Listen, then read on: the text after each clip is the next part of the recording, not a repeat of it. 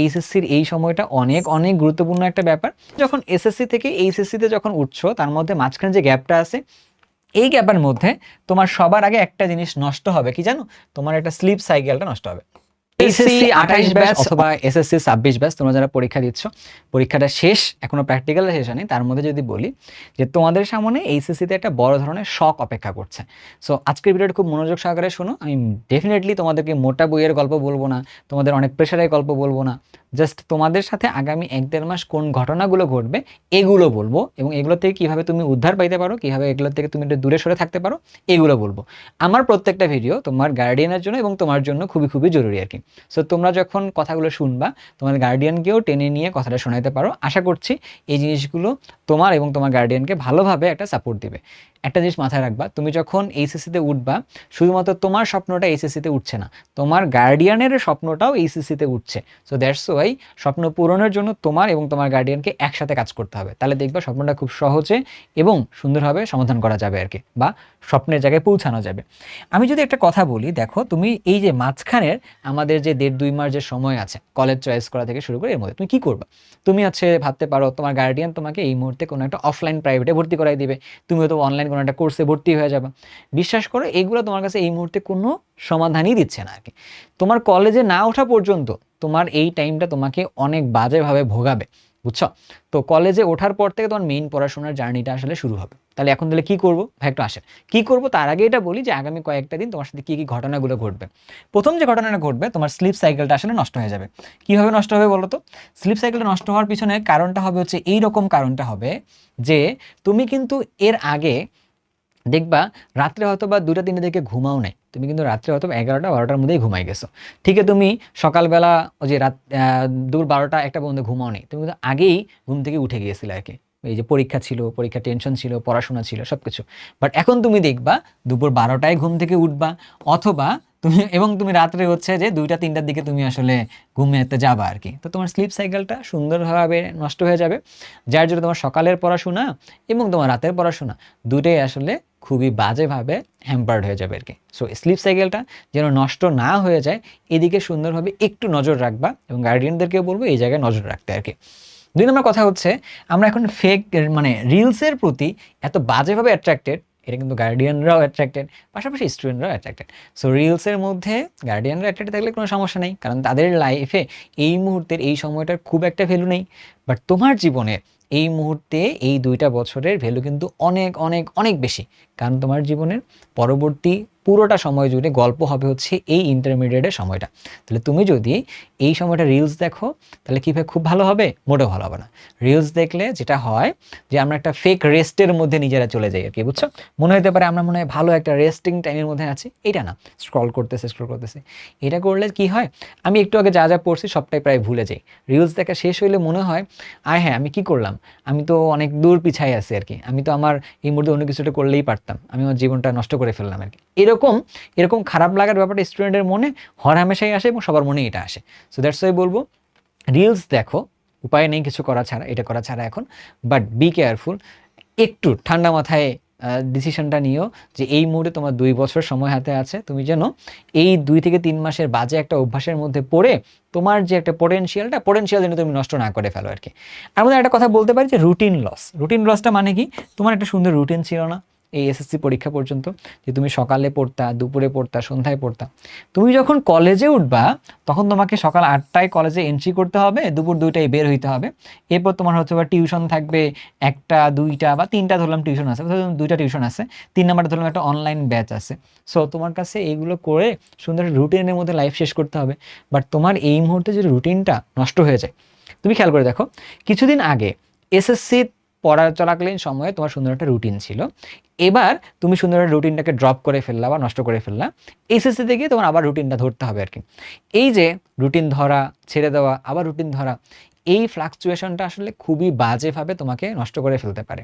So that's why তুমি দিলে কী করতে পারো, আমি তোমার একটা কথা বলি যে তোমার এইচএসসিতে শখটা পাওয়ার আগে তুমি এই মুহূর্তে এই জিনিসগুলোকে ফিক্স করতে পারো। কিভাবে? একটু ভালো করে খেয়াল করে দেখো, যে অনলাইন হওয়ার কারণে আমাদের কাছে না লাইফটা অনেক ইজি হয়ে গেছে। হ্যাঁ, আমরা কিন্তু এখন জানি যে আসলে কি করা যায়, কি না করা যায়, এগুলা। তো তুমি বরঞ্চ কিছু গঠনমূলক কাজ করো।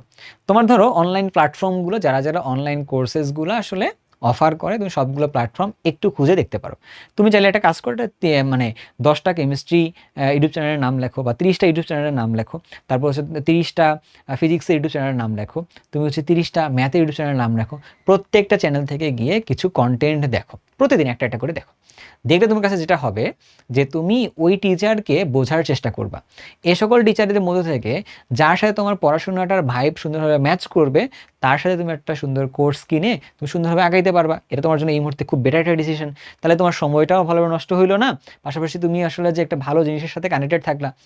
আর ইউটিউব বা ফেসবুকের অ্যালগরিদম এবার তো সুন্দরভাবে বুঝে যায়, তুমি যদি এডুকেশনাল কন্টেন্টগুলো কনজিউম করো, তাহলে এডুকেশনাল কন্টেন্টের যে সকল পেজ ইউটিউব চ্যানেল যেগুলো আছে, তাদের কন্টেন্টগুলো তোমার সামনে কিন্তু বারবার দেখাবে। তাহলে তোমার যে নিউজ ফিডটা যেটা আছে বা তোমার যেটা প্রোফাইলটা আছে, এইটা কিন্তু দেখবা, আর সহজে অন্যদিকে ডাইভার্ট হওয়ার চান্স কিন্তু কম।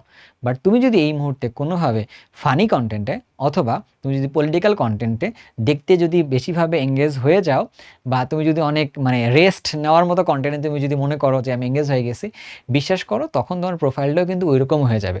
সো রিলস বা ফেসবুক বা ইউটিউব এখন কিন্তু আমাদেরকে যথেষ্টভাবে এটাকে কন্ট্রোল করে।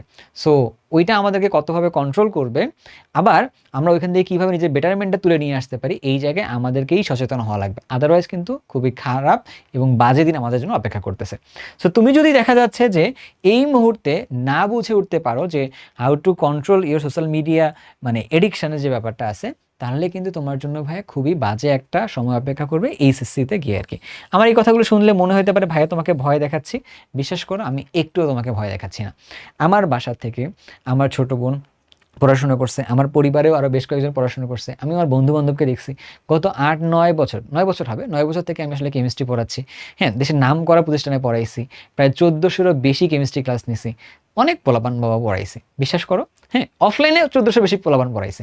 সো তার মানে আমার কাছে তো এক্সপিরিয়েন্সটা অনেক আছে, সেই এক্সপিরিয়েন্স থেকে তোমাকে এই কথাগুলো বললাম যে তুমি এই সময়ের মধ্যে বেশ কিছু ছোটো ছোটো কাজ করো।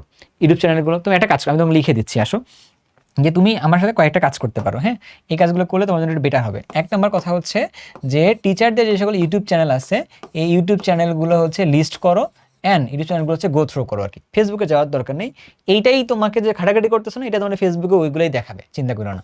তারপরে হচ্ছে তোমার কাছে কি এটা ইউটিউব চ্যানেল দেখলাম, এটা কিসের জন্য বললাম, তোমার একাডেমিকের জন্য বললাম যে তোমার ইউটিউব চ্যানেলগুলো তোমাকে দেখতে হবে আর কি। 2 নম্বর কথা হচ্ছে আবার কিছু ইউটিউব চ্যানেল তোমাকে সাজেস্ট করি, যে সাজেশনগুলো করলে এগুলো তোমার মেন্টাল পিস দিবে এবং তোমাকে সুন্দরভাবে মোটিভেটেড রাখবে। যেমন ধরো ভেরিটাসিয়াম নামে একটা হচ্ছে ইউটিউব চ্যানেল আছে, এটা মাস্ট দেখবা। তারপর হচ্ছে এন্ড্রু হিউবারম্যান নামে একজন ভদ্রলোকের পডকাস্ট আছে, এটা তোমাকে হাইলি সাজেস্ট করলাম, এটা তুমি সুন্দরভাবে দেখবা। তারপর হচ্ছে রাজ রামানি একটা পডকাস্ট আছে, এগুলো তুমি শুনতে পারো, এগুলো তোমার জন্য খুব ভালোভাবে কাজ করবে আর কি। সো তোমার এই যে নেক্সট কয়েকটা দিন এগুলো কাজ করবে। পাশাপাশি তুমি চাইলে হচ্ছে যে আরেকটা তোমার কথা বলি, তুমি যদি ইসলাম ধর্মের মানুষ হও, তো দেখবা যদি তোমার ক্ষেত্রে কোরআন শরীফটা তুমি আসলে ছোটোবেলায় শিখছিলে, এখন হয়তো ভুলে গেছো, তুমি চাইলে এই মুহূর্তে কোরআন শরীফটা শিক্ষা নিতে পারো। তো তাহলে এই শিক্ষাটা তোমার জন্য কিন্তু পরবর্তী দিনে খুব ভালোভাবে কাজ করবে, অর্থাৎ এই সময়টাকে তুমি ভালোভাবে একটু কাজে লাগাও। আর এর বাইরে তোমার যদি মনে হয় ভাইয়া আমার আরও পড়ার সময় আছে, তাহলে আমি তোমারে বলবো যে কোনো একটা প্রতিষ্ঠান থেকে কলেজ এডমিশন কোর্স যেটা আছে, তুমি এই জায়গায় ভর্তি হয়ে যাও। যদিও আমাদের একটা কলেজ এডমিশন কোর্স আছে, এখানে মনে হয় 7,500 বা 8,000-এর মধ্যে পোলাপান অলরেডি এনরোল্ড আছে, তুমি এই কমেন্ট সেকশনে এগুলোর লিঙ্ক পেয়ে যাবা। সো তুমি কলেজ এডমিশন কোর্সের মধ্যে এসে ক্লাসগুলো করো, তুমি কলেজে ভর্তি পরীক্ষা দাও বা না দাও, তুমি হচ্ছে কলেজ এডমিশন কোর্সের মধ্যে এনরোল হয়ে নিজেকে সেখানে ব্যস্ত রাখতে পারো, এবং এটাও তোমাকে হচ্ছে অনেক দূর আগায় রাখবে আর কি। সো আমি তোমাকে বলবো কি গঠনমূলক কাজ করলে এগুলো করো।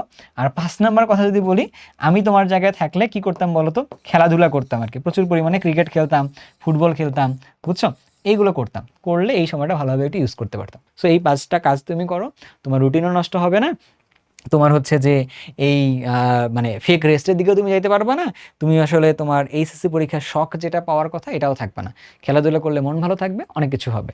সো আমি শুরুতে যেটা বলছিলাম, ভিডিওটা গার্ডিয়ানের জন্য এবং স্টুডেন্টের জন্য।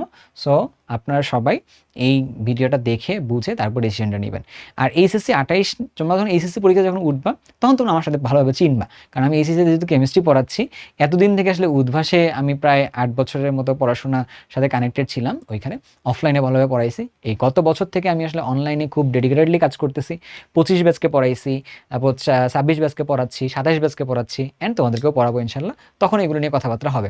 তো তোমরা সাথে থাকো, অক্সিগেম ইউটিউব চ্যানেলটাকে সাবস্ক্রাইব করে রাখিও, এবং পাশাপাশি তোমরা হচ্ছে যে আমার যে গ্রুপটা থাকবে সেখানে শুধুমাত্র কেমিস্ট্রি নিয়ে কথাবার্তা হবে, তো সেখানেও তোমরা কানেক্টেড থাকতে পারো। তো তোমাদের সবাইকে আমন্ত্রণ জানাচ্ছি ইন্টারমিডিয়েটে। আজকের ভিডিওটা এই পর্যন্ত, ইনশাল্লাহ পরের ভিডিওতে আরও সুন্দর সুন্দর কিছু কথাবার্তা বলবো। এই পর্যন্ত সবাইকে লেগে থাকার জন্য ধন্যবাদ।